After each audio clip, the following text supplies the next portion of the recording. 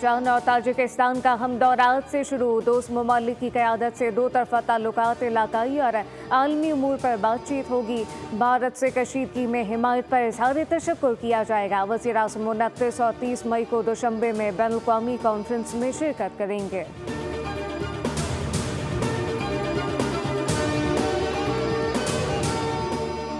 मुल्क भर में गर्मी की शिद्दत बरकरार, बेशतर इलाकों में मौसम गर्म और खुश रहने का इम्कान। इस्लामाबाद, खैबर पख्तूनख्वा, कश्मीर और शुमाली पंजाब में आंधी, गरज चमक और मूसलाधार बारिश की पेशगोई।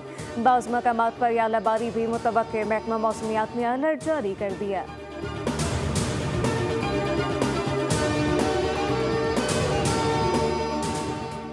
और पंजाब में बादो-बारां, 14 से ज़ायद अफराद जाँ बहक। इस्लामाबाद में यालाबारी, रावलपिंडी में तूफ़ानी बारिश।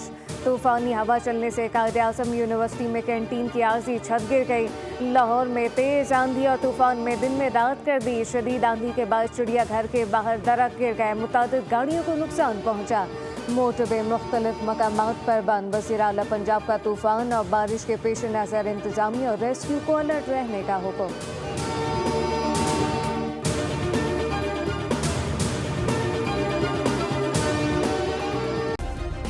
सब्सक्राइब करें और बेल दबाएं ताकि कोई खबर रह न जाए।